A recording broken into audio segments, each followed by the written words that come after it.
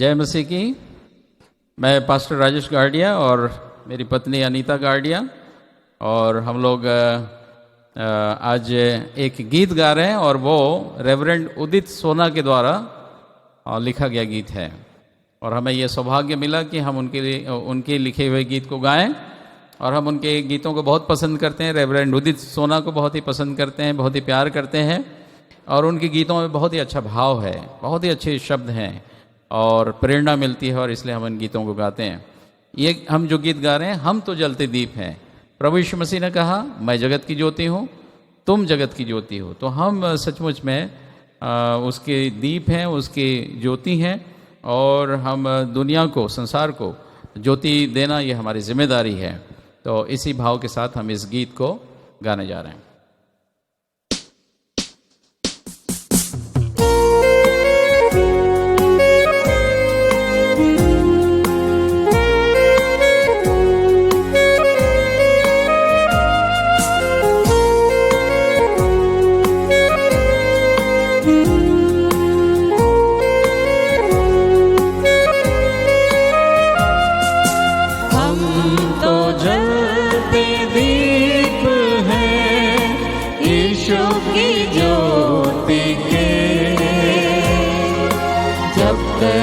हम हैं इस जहां में, जलते जाना है। अंधियारे डगर में हो, आंधियां कहीं, हर डगर पे ज्योति यीशु की फैलाना है। दीप है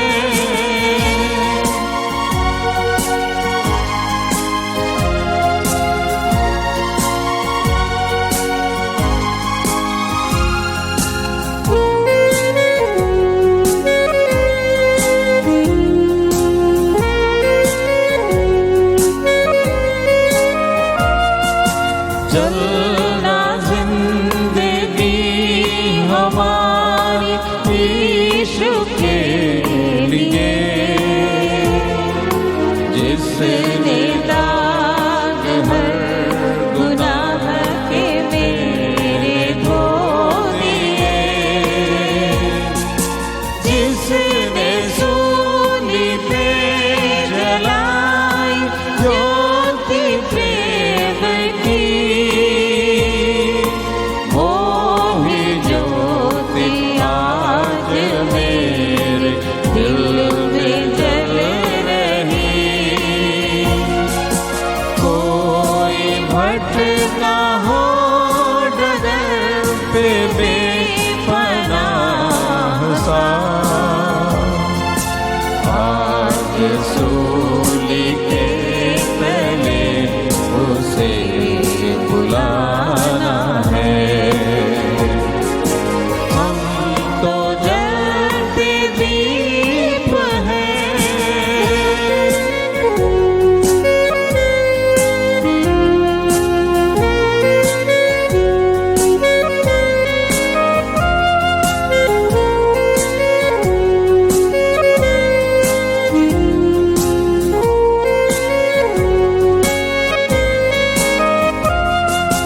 जल रही थी जिंदगी यहाँ गुनाह में,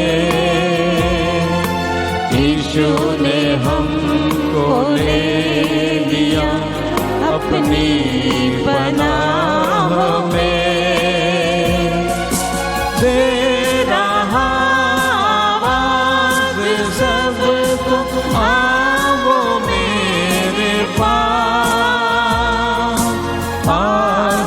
रखूंगा हमेशा, होते क्यों निराश।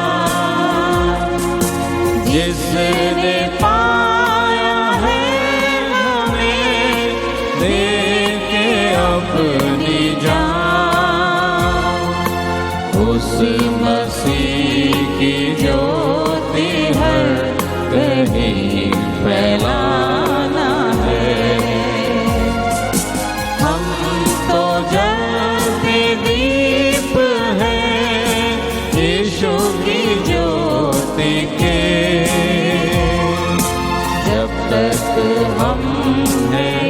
जहां में चलते जाना है। अंधियारे डगर पे हो आंधियां गई, हर डगर पे ज्योति यीशु की फैलाना है। हम तो जलते दीप हैं।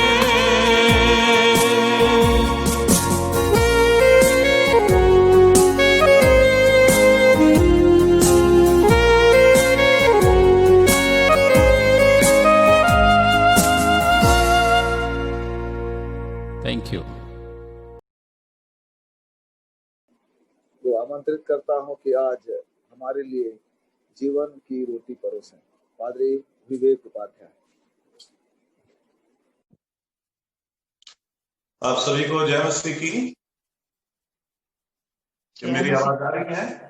जिन्होंने ये सेवकाई प्रभु की दया और अनुग्रह से बड़े आनंदित और उत्साहित होकर वो करने पा रहे हैं और विभिन्न प्रभु के दास दासियों को ये अवसर को प्रदान करते हैं कि प्रभु के द्वारा जो भी प्रकाशन मिलता है, प्रकाशनों को हम एक दूसरे के साथ साझा कर सकें, बांट सकें। और पुनः एक बार मैं आप सभी को मेरे और मेरे परिवार और मेरी कलीसिया की ओर से नव वर्ष की हार्दिक शुभकामनाएं देता हूं। प्रभु का धन्यवाद हो कि हम सब वर्ष 2021 में प्रवेश करने पाए हैं और निश्चित रीति से इस वर्ष के लिए परमेश्वर की एक महान योजना हम सभी पे है और उस महान योजना के तहत ही हम सब निरंतर आगे बढ़ने पाएंगे, ये मेरा विश्वास है और आशा करता हूं कि यह वर्ष आशीषों से और गवाहियों से भरा हुआ वर्ष बन पाएगा। प्रियो, हमारे संचालक महोदय से मैं पूछना चाहूंगा, सर मेरे पास कितना समय है? क्या बोले? समय कितना ले सकते हैं? आप भाई, परमेश्वर के वचन के लिए कोई लिमिट नहीं, परंतु फिर भी आपको जैसी अगुवाई मिलती है। जी, क्योंकि 8 बज चुके हैं इसलिए मैं पूछ रहा हूं। ठीक है, आधे घंटे तक चलिए। जी धन्यवाद। तो आज के मनन के लिए विशेष जो वचन का भाग लिया गया है उत्पत्ति उसके 17वें अध्याय और उसके पहली आयत, और इसी वचन की ओर मैं आज आप लोग का ध्यान केंद्रित करना चाहूंगा और प्रभु के वचन से कुछ महत्वपूर्ण बातों को आज हम सुनने, सीखने और समझने पाएंगे। मैं विश्वास करता हूं कि इस समय हम यहाँ जितने भी उपस्थित हैं प्रभु के वचन से वाकिफ हैं और निरंतर प्रभु की संगति में बने हुए हैं। शायद हम में से बहुत सारे लोग मसीह में या प्रभु में कई वर्ष व्यतीत कर चुके हैं और काफी लंबा अनुभव या काफी लंबे एक्सपीरियंस और अनुभव और नए नए आशीषें को वो अपने जीवन में निश्चित रूप से प्राप्त करेंगे। लेकिन ये मेरा विश्वास है कि आज इस प्रभु के वचन के द्वारा, इन वचनों के द्वारा, आज इस संदेश के द्वारा भी हम निश्चित रूप से कुछ नई बातों को सीखने जानने पाएंगे। प्रियो, जैसे कि उत्पत्ति 17 अध्याय की उसके पहली आयत पर जब हम पढ़ते हैं तो हम इस बात को जानते हैं कि वचन यहाँ पे किसके विषय में और क्या कह रहा है। और हम सब यहाँ इस बात को जानते हैं कि परमेश्वर पिता अब्राहम को अपनी उपस्थिति में चलने के लिए कह रहे हैं। और आज के संदेश का जो मेरा विषय है वह यही है कि परमेश्वर की उपस्थिति में चलें, परमेश्वर की उपस्थिति में चलें। आज से 2020 तक शायद हम अलग अलग लक्ष्य लेकर, अलग अलग कमिटमेंट लेकर हम प्रभु के साथ आगे बढ़ने का प्रयास करेंगे और शायद इस वर्ष भी आप अपनी कलीसिया में, आप अपने पासवान के द्वारा या आप स्वयं अपनी कलीसिया को नई चुनौतियां या नए आह्वान भी कहेंगे। लेकिन आज जबकि इस वर्ष के इस दूसरे रविवार आराधना में हम जब सम्मिलित हैं तो प्रभु ने जो वचन मुझको दिया है उन्हीं वचन को मैं आप लोगों के साथ साझा करना चाहता हूं और ये आशा करता हूं, ये निवेदन करता हूं कि हम भी प्रभु के वचन के अनुसार प्रभु की उपस्थिति में चलने वाले बने। प्रियो, 17वें अध्याय की पहली आयत इस बात को बताता है कि जब अब्राहम 99 वर्ष का हो गया तब यहोवा ने उसको दर्शन देकर कहा, मैं सर्वशक्तिमान ईश्वर हूं, मेरी उपस्थिति में चल और सिद्ध होता जा। मेरी उपस्थिति में चल और सिद्ध होता जा। प्रियो, प्रभु निरंतर अब्राहम से बातें कर रहे थे, लेकिन ये 17वां अध्याय एक महत्वपूर्ण बात को, एक महत्वपूर्ण घटना को मुझको और आपको बताता है। उत्पत्ति उसके 12वें अध्याय को जब हम पढ़ते हैं तो हम इस बात को जानते हैं कि उस 12वें अध्याय में कैसे परमेश्वर की कॉलिंग को, कैसे परमेश्वर की बुलाहट को, कैसे परमेश्वर की आवाज को सुनकर अब्राहम अपना सब कुछ, अपने पुरखाओं के उस घर को, उस जगह को, अपने लोगों को छोड़कर वो परमेश्वर के पीछे चलना आरंभ किया। और हम इस बात को जानते हैं कि जब उसको, उसके जीवन में परमेश्वर की बुलाहट आई, परमेश्वर की ओर से जब कॉलिंग को प्राप्त किया, जब उसने परमेश्वर की आवाज को सुना, तो उसकी आयु 75 वर्ष थी, है ना। इस बात को हम सब भली भांति जानते हैं। और 75 वर्ष की कॉलिंग से लेकर इस 17वें अध्याय की पहली आयत तक जब हम पढ़ते हैं तो यहाँ उसकी जो आयु है वह 99 वर्ष की है। अर्थात बुलाहट को पाकर या परमेश्वर की आवाज को पाकर उसको चलते हुए कितने साल हो चुके हैं? लगभग 24 साल हो चुके हैं।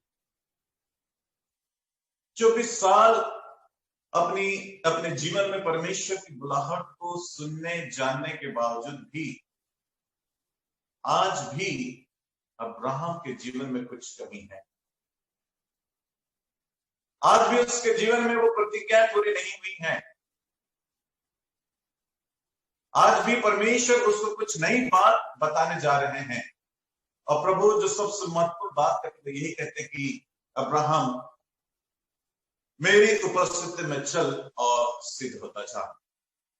प्रियो, मैं और आप भी निश्चित रीति से अपनी बुलाहट, अपनी कॉलिंग, परमेश्वर के वचन, परमेश्वर के दासों के द्वारा सुने गए वचन को सुनकर शायद मैं और आप भी अपने आप को तैयार करने पाए होंगे कि हम प्रभु के साथ आगे बढ़ें। और शायद हो सकता है कि मैं और आप भी अब्राहम की तरह इस बात को कह सकें कि यस आई हैव, मेरे पास बहुत अनुभव है ना। अब्राहम भी कह सकता है कि मेरे पास 24 साल का अनुभव है प्रभु की बात को सुनकर चलने की, है ना।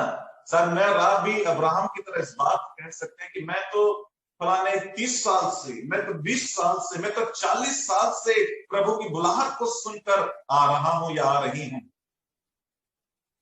लेकिन फिर भी प्रियो, सिर्फ बुलाहट पा लेना ही पर्याप्त नहीं है, केवल वचन सुन लेना ही पर्याप्त नहीं है।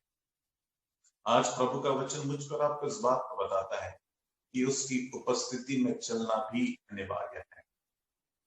ये 24 साल के अनुभव को यदि हम लोग देखें तो हम इस बात को देखते हैं कि बुलाहट सुनने के बावजूद भी, प्रभु की कॉलिंग को जानने के बावजूद भी कई वो ऐसे स्टेप्स लेते हैं, कई वो ऐसे निर्णय लेते हैं जो उसके स्वयं की थी, जो स्वयं वो अपने विचारों के द्वारा, अपनी बातों को कई बार वो परमेश्वर के सामने थोपने का प्रयास करता है। यदि हम 15वें अध्याय को जब हम पढ़ें तो एक ऐसी स्थिति उसके सामने आती है, वो प्रभु से विनती करता है, हे प्रभु देख मेरे पास तो कोई संतान नहीं है। प्रभु ने ये प्रतिज्ञा की थी 12वें अध्याय में कि देख मैं तुझको आशीष का मूल पिता बनाऊंगा, है ना। तेरी संतानें बालों के किरणों और आकाश के तारों की तरह होगा। सुन के आ गया, बात सुन के आ गया, प्रभु की बात सुनकर आ गया, लेकिन अभी तक वो प्रोमिसेस, वो बातें उसके जीवन में पूरी नहीं हुई। और इस बीच 24 साल के अंतराल में या 24 साल के उसके अनुभव के बीच हम कुछ विशेष बातों को पाते हैं। जब 15वें अध्याय के उसकी दूसरी आयत को जब हम पढ़ते हैं तो वो कहता है, अब्राहम ने कहा, हे प्रभु यहोवा, मैं तो निर्वंश हूं और मेरे घर का वारिस यह दमिश्क वासी एलियाजर होगा, अतः तू मुझे क्या देगा, है ना। इन 24 सालों में जब उन प्रतिज्ञाओं को पूरा होते नहीं देख रहा है तो वो अपने लिए ऑप्शन ढूंढ रहा है कि शायद प्रभु जो बोले थे उसका कनेक्शन शायद इस एलियाजर से होगा। और वो क्या कर रहा है, उसके साथ उन बातों को कनेक्ट करने की कोशिश कर रहा है। प्रभु मैं निर्वंश हूं और जो तूने प्रतिज्ञा की है इस एलियाजर से उसको पूरा कर दे। लेकिन परमेश्वर की आशीष, परमेश्वर की प्रतिज्ञा अब्राहम और सारा से थी, न कि एलियाजर से। प्रिय, कई बार मैं और आप भी सेवा में हैं, बुलाहट भी पाए हैं, वचन भी सुने हैं, लेकिन कई बार यही गलतियां जो अब्राहम ने की, कई बार हम दोहराने की कोशिश करते हैं। हम अपने विचारों को थोपने का प्रयास करते हैं, हम अपनी बुद्धि, अपनी समझ का सहारा लेने का प्रयास करते हैं, यह जाने बगैर कि परमेश्वर की योजना, इच्छा क्या है। हो सकता है हम भी आज इस बात को कहें कि हाँ, मुझको इतने साल का अनुभव है, चाहे कितने भी साल का अनुभव क्यों ना हो। प्रभु का वचन मुझको और आपको, हम सभी को इस बात को कहता है कि मेरी उपस्थिति में चल और सिद्ध होता जा। प्रियो, इलियाजर के बाद हम इस बात को देखते हैं कि वो अपनी पत्नी सारे की बात को मानकर हाजिरा से इस्माइल जो उत्पन्न होता है, वो एक और ऑप्शन वो ढूंढने की कोशिश करते कि शायद ऐसा हो, शायद प्रभु इस्माइल से मेरे वंश को आगे बढ़ाए, और जो प्रतिज्ञा उसने 12वें अध्याय में की है, शायद वो पूरा हो जाए, है ना। ये विभिन्न प्रकार के ऑप्शन ढूंढते ढूंढते आ रहा है, लेकिन जब 99 वर्ष का हो गया तब प्रभु उससे कहते हैं दैट्स इनफ। अब अब्राहम, जो तुझे करने की आवश्यकता है यह है कि मेरी उपस्थिति में चल और सिद्ध होता जा।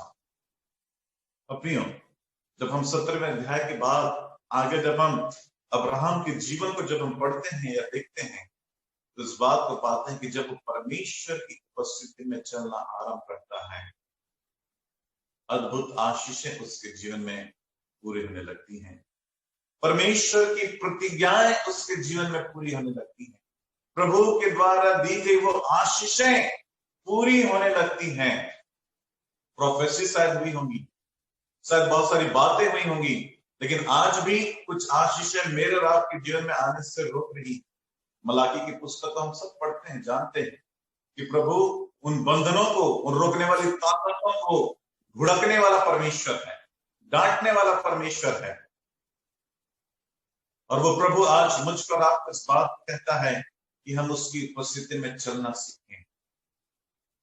जब अब्राहम उसकी प्रभु की उपस्थिति में बड़ी गंभीरता के साथ आगे बढ़ने लगता है, प्रियो 18वां अध्याय इस बात को बताता है कि प्रभु से मिलते हैं और उससे कहते हैं कि, है ना, क्या कि वो जो प्रतिज्ञा है वह वसंत ऋतु में तेरी पत्नी सारे के द्वारा पूरा होगा, अर्थात तुझसे एक पुत्र उत्पन्न होगा।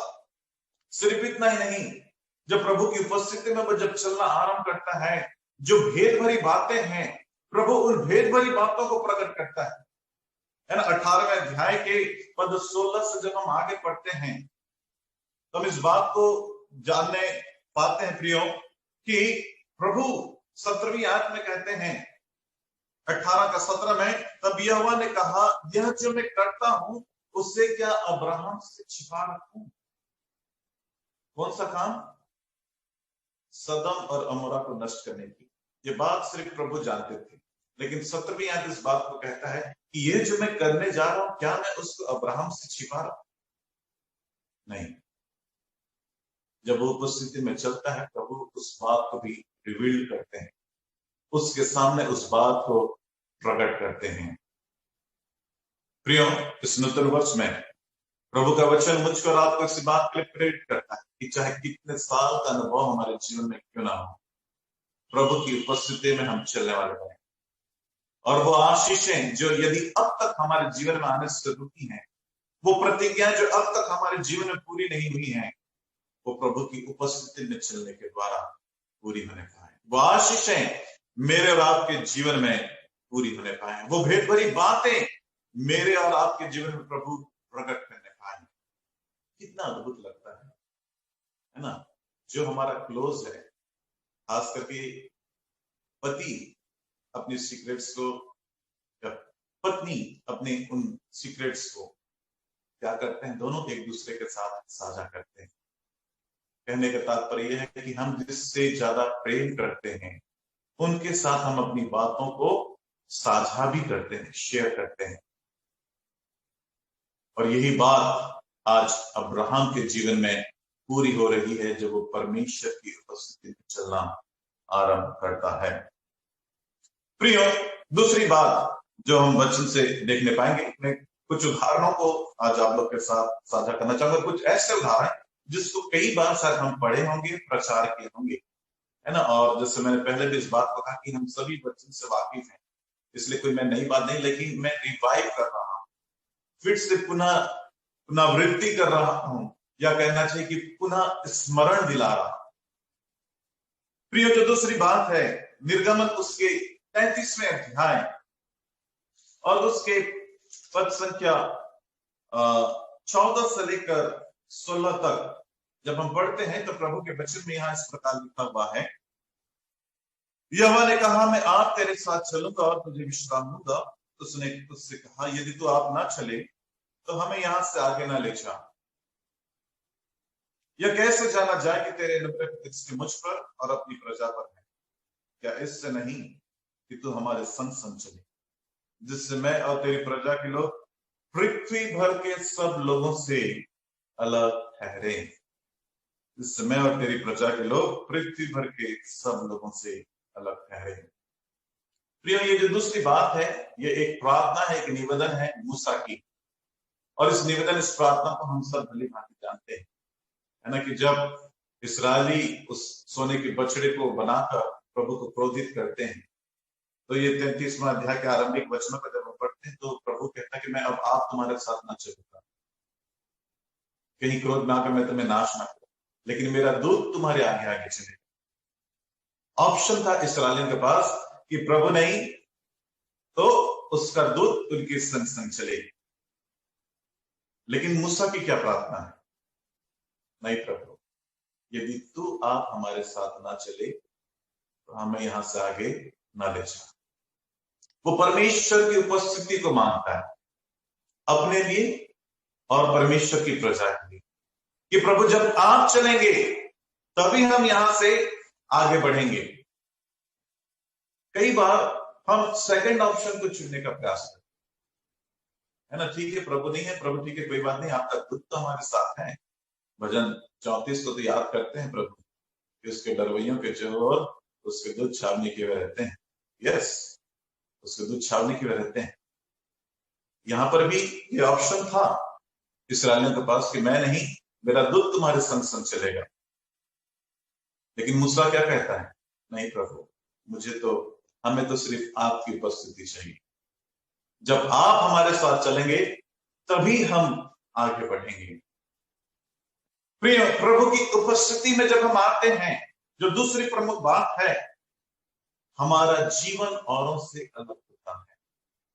और यही प्रार्थना मूसा परमेश्वर से कर रहा था कि हे प्रभु, यदि तेरी अनुग्रह की दृष्टि मुझ पर और तेरी प्रजा पर है तो हमारा जीवन पृथ्वी भर के अन्य सब लोगों से कैसा ठहरे? अलग ठहरे। आज इस बात को हम रिवाइव करें, अपने आप से पूछें कि यदि मैं प्रभु की उपस्थिति में चल रहा हूं, मुझ में और उन लोगों में जो आज प्रभु को नहीं जानते, कितना अंतर है। यदि मैं किसी का नाम उच्चारित करता हूं तो प्लीज मुझे क्षमा करें, लेकिन मैं एक प्रश्न आप लोग से पूछना चाहता हूं। आप अपने आप में इस प्रश्न का प्रत्युत्तर दीजिएगा। यदि आज हमारे सामने ये क्रिश्चियंस नेम सामने आते हैं, रॉबर्ट, पीटर, तो ये नाम सुनने के बाद हमारे मन में कौन सी छवि उत्पन्न होती है? कौन से प्रतिक्रियाएं उत्पन्न होती हैं? शायद बहुत सारे लोग के मनों में सकारात्मक प्रतिक्रियाएं हो रही होंगी, लेकिन अक्सर जब इन नामों को हम सुनते हैं, कई नकारात्मक छवियां हमारे सामने उभरने लगती हैं। बहुत सारे कारण इसके पीछे हो सकते हैं, लेकिन आज जो लोगों के सामने दिख रहा है, किसी तरह लोग इस नाम के पीछे इस छवि को बनाने या उस छवि को वो पात्र देने का प्रयास करते हैं। आज मेरा और आपका जीवन, भले ही हम प्रभु में हैं करके लोगों को बता रहे हैं, ढिंढोरा पीट रहे हैं, लेकिन वास्तविकता में जब हम देखें तो यदि हम प्रभु में नहीं है, उसकी उपस्थिति में नहीं है, तो हमारा जीवन भी अन्य लोगों के समान है। जो प्रभु को जान रहा है और जो प्रभु को नहीं जान रहा है वो भी वही कार्य कर रहा है। जो प्रभु को जानने के बाद भी नशा में डूबा है वो उस व्यक्ति के समान है जो प्रभु को नहीं जानते हुए नशा कर रहा है। आज प्रभु में लोग होने के बावजूद भी, प्रभु को जानने के बावजूद भी वे विचार में डूबे हुए हैं, और वहीं दूसरी तरफ वे लोग भी जो प्रभु को नहीं जानते वो भी उसी विचार का जीवन को जी रहे हैं। प्रभु का वचन आज मुझ पर आपको इस बात को स्मरण दिलाता है, क्योंकि यदि हम प्रभु की उपस्थिति में चल रहे हैं तो मेरा और आपका जीवन पृथ्वी भर के अन्य लोगों से कैसा ठहरे, अलग ठहरे। एक अलग छवि, एक अलग पहचान जो प्रभु यीशु मसीह में है उसे हम प्राप्त करने पाए। हम इफिसियों के पत्र उसके पहले अध्याय पर 13 को पढ़ते हैं। वचन वहां मेरे ख्याल से 12 से लेकर 13 वचन में हम इस बात को पाते हैं कि प्रभु ने क्या किया है, अपने लोगों पर अपनी पवित्र आत्मा का छाप लगाया है, और जब वो छाप लग चुका है तो प्रिय वो प्रकट भी होना चाहिए। मेरे और आपके जीवन से वो व्यवहार, वो कुशलता, वो छवि, वो जीवन प्रकट भी होना चाहिए। और यही वो प्रार्थना थी मूसा की परमेश्वर से कि प्रभु आप हमारे साथ चलें और आपकी उपस्थिति ही हमको क्या करेगी, पृथ्वी भर के अन्य लोगों से अलग करेगी। इसी कारण जब हम यीशु की पुस्तक को पढ़ते हैं, है ना, यरीहो में प्रवेश नहीं हुआ था, लेकिन यरीहो के लोग डर रहे थे, घबरा रहे थे। जिस भेद को कोई नहीं जानने पाया था उसको राहाब वेश्या जान जाती है, और वो इस बात को कहती है कि तुम्हारे कारण सारे लोगों में भय बना हुआ है, क्योंकि तुम्हारा परमेश्वर जीता परमेश्वर। प्रियो, जब मैं और आप प्रभु की उपस्थिति में चले, हमारा जीवन पृथ्वी भर के अन्य लोगों से अलग ठहरे, एक गवाही का कारण होने पाएगा। तीसरी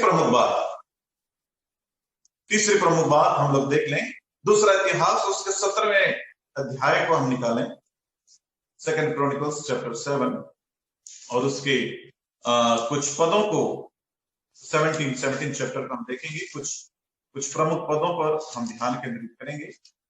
यहाँ पे वचन में लिखा है, पद 2 से आगे मैं पढ़ लूंगा। यहाँ पे प्रभु के वचन इस प्रकार लिखा है, उसने यहूदा के सब गढ़ वाले नगरों में सिपाहियों के दल ठहरा दिए, और यहूदा के देश में और एफ्राइम के उन नगरों को भी जो उसके पिता आसा ने लिए थे, सिपाहियों की चौकियां बैठा दी। यहोवा यहोशापात के संग रहा, क्योंकि उसने अपने मूल पुरुष दाऊद की प्राचीन चाल का अनुसरण किया और बाल देवताओं की खोज में ना लगा। जी हाँ प्रियो, ये जो 17वां अध्याय है वह यहोशापात राजा के विषय में ये वचन में बताता है।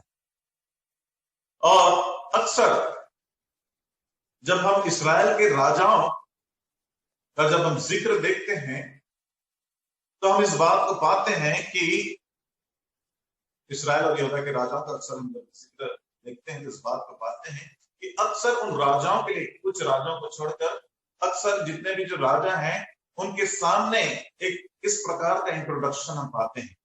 उन्होंने वह किया जो परमेश्वर यहोवा के दृष्टि में कैसा है, बुरा है ना। ये इंट्रोडक्शन हम अन्य राजाओं का पाते हैं। लेकिन जब हम यहोशापात राजा के जीवन को जब हम पढ़ते हैं तो उसके विषय में वचन हमें बताता है कि यहोवा यहोशापात के संग रहा। क्यों? क्योंकि यहोशापात भी अपने मूल पुरुष अर्थात दाऊद की तरह परमेश्वर की खोज में लगा रहा।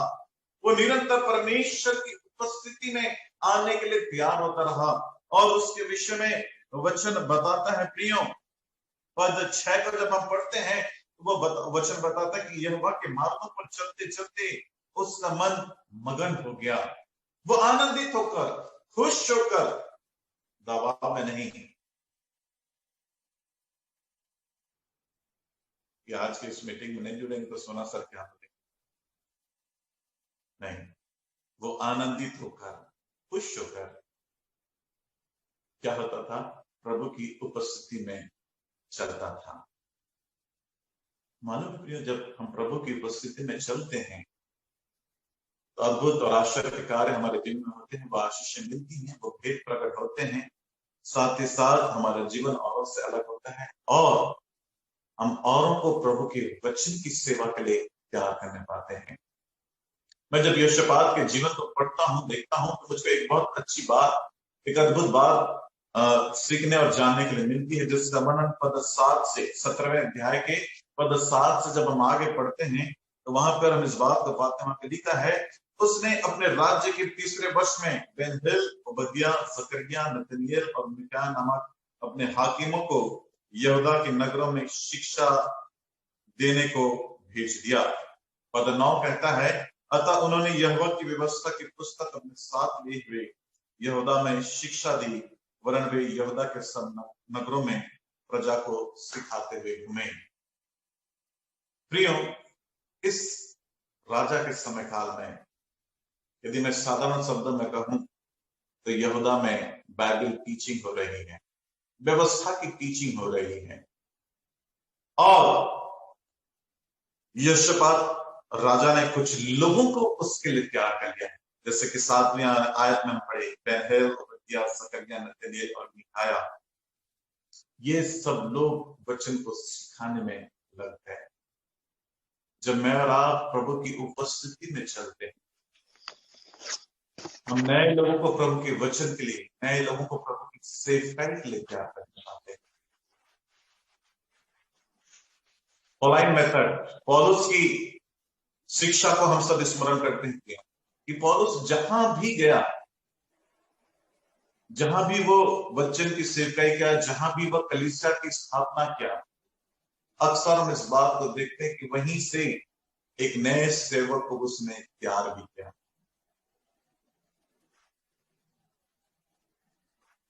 आज प्रभु का वचन मुझकर आपको इस बात को सिखाता है कि जब मैं और आप प्रभु की उपस्थिति में चलेंगे, मेरे आपके जीवन का एक लक्ष्य यह भी होने पाए कि हम किसी एक व्यक्ति को प्रभु के वचन के सेवकाई के लिए तैयार करने पाए, प्रभु के वचन को बांटने के लिए तैयार करने पाए।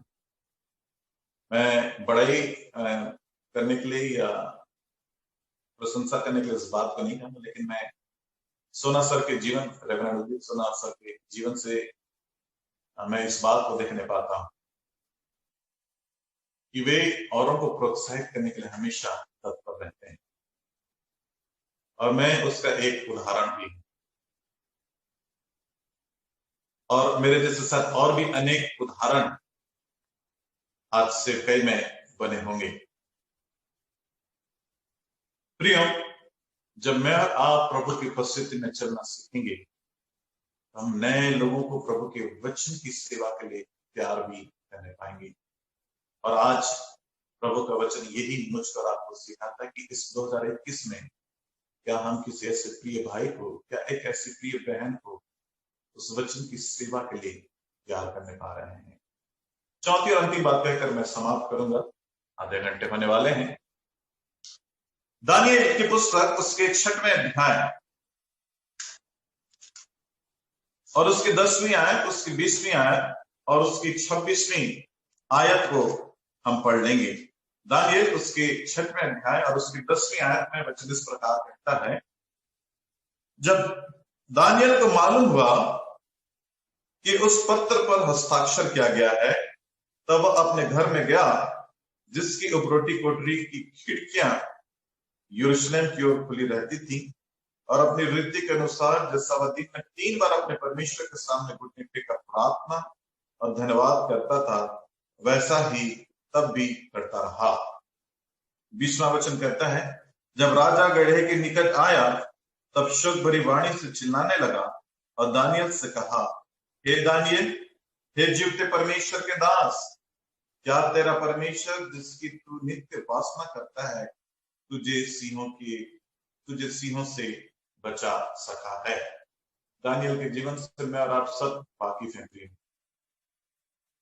और आज इसका जीवन मुझकर आपको इस बात को सिखाता है कि ये जो आज्ञा, ये जो आदेश निकला था, है ना, उस आदेश का यदि वो पालन करता तो शायद उसकी जो दैनिक दिनचर्या है प्रार्थना करने की, वो टूट जाती। लेकिन उसने अपने जीवन में पहला स्थान परमेश्वर को दिया, परमेश्वर के साथ संगति करने को दिया और परमेश्वर की उपस्थिति में आने को दिया। और इसी कारण जो 10वीं आयत को जब हम पढ़ते हैं, वो सब आज्ञा होने के बावजूद भी वो अपनी वृत्ति के अनुसार फिर से प्रभु के चरणों में आ गया, फिर से प्रभु की उपस्थिति में आ गया। प्रभु की उपस्थिति में जब आया, प्रभु के चरणों में जब आया, तो हम इस बात को देखते हैं कि उसकी जो स्पिरिचुअल लाइफ थी, उसकी जो स्पिरिचुअल लाइफ की यात्रा थी, वो उतनी इजी नहीं थी, आसान नहीं था। चुनौतियों के ऊपर चुनौतियां, कठिनाइयों के ऊपर कठिनाइयां उसके सामने आती गई। और एक ऐसी चुनौती उसके सामने आई कि जब वो अपने आप को प्रभु के सामने लाया, उसका परिणाम यह होगा कि लोग उसको सिंह की मान में, सिंहों के बीच में डाल रहे हैं। राजा चिंतित है और इसके कारण 20वीं आयत में आकर पूछता है कि वो जीवते परमेश्वर जिसकी तू उपासना करता है ना, वो पूछ रहा है कि जिसके पास से निरंतर जाता है, जिससे वो प्रार्थना कर रहा है, क्या उसका परमेश्वर इतना सामर्थी है जो उसको सिंहों की मानों से बचा सका? जब इस प्रश्न पूछा जाता है, रिप्लाई भी आता है, हे राजा तू युग अनयुग क्या रहे, जीवित रहे, जीवित रहे। मेरे परमेश्वर ने अपना दूध बेचकर सिंह के मुंह को ऐसा बंद कर रखा कि उन्होंने मेरी कुछ भी हानि नहीं की। और इसका जो परिणाम है, इसका जो रिजल्ट है, वो हमको 26वीं आयत में देखने को मिलता है कि जब वो प्रभु की उपस्थिति में अपने आप को लाया, न केवल उसके जीवन में अद्भुत वो आश्चर्य के कार्य हुए, लेकिन उससे बढ़कर आज हम देखते हैं 26वीं आयत में जहां पर लिखा है, मैं यह आज्ञा देता हूं कि जहां जहां मेरे राज्य का अधिकार है, वहां के लोग दानियल के परमेश्वर के सम्मुख कांपते और थरथराते रहे, क्योंकि जीवता और युगानुयुग तक रहने वाला परमेश्वर वही है। उसका राज्य अविनाशी है और उसका प्रभुता और उसकी प्रभुता सदा स्थिर रहेगी। किसका परमेश्वर? दानियल का परमेश्वर। हम निर्गमन की पुस्तक में सिर्फ इस बात को सुनते आए हैं, याकूब अब्राहम का परमेश्वर, इसहाक का परमेश्वर, याकूब का परमेश्वर। लेकिन आज एक अन्य जाति राजा क्या कह रहा है? दानियल का परमेश्वर। वो कैसा परमेश्वर है? युगानुयुग तक रहने वाला परमेश्वर है और उसका राज्य अविनाशी है, उसकी प्रभुता सदा स्थिर रहेगी। आज जब दानियल अपने आप को प्रभु की उपस्थिति में बार बार ला रहा है, प्रभु की उपस्थिति में जब चल रहा है, अन्य जाति लोग भी उसके जीवन की गवाही को देखकर प्रभु की महिमा कर रहे हैं। उसका जीवन आज औरों के मध्य परमेश्वर के नाम को ऊंचा उठाने का कारण होने पा रहा है। कल के दिन आपके नाम और मेरे नाम को शायद लेकर लोग इस प्रकार हैं, उसका परमेश्वर जीवता परमेश्वर है। आप अपने नाम के सामने, है ना, यह कहना चाहिए, जहां ये जो दानियल के जगह आप अपने नाम को रखकर इस बात को कह सकते हैं कि विवेक का परमेश्वर, पास्टर विवेक उपाध्याय का परमेश्वर जीवता परमेश्वर। तब जब मैं और आप प्रभु की उपस्थिति में निरंतर चलते रहेंगे, मेरा और आपका जीवन गवाही का कारण बनेगा, परमेश्वर के नाम को महिमा देने का कारण बनेगा। और यही बात आज दानियल के जीवन से पूरी हो रही है। प्रभु हमारी सहायता और मदद करे कि कई बार हम इन सारी बातों को जानने के बावजूद भी कहीं ना कहीं चुक जाते हैं। लेकिन ये वर्ष 2021 मेरा और आपके लिए, हम सबों के लिए एक ऐसा वर्ष हो कि हम निरंतर प्रभु की उपस्थिति में चलते रहें और प्रभु की वो प्रतिज्ञाएं हमारे जीवन में पूरी होने पाए। हमारा जीवन पृथ्वी पर के अन्य लोगों से अलग ठहरे, एक गवाही का कारण ठहरे।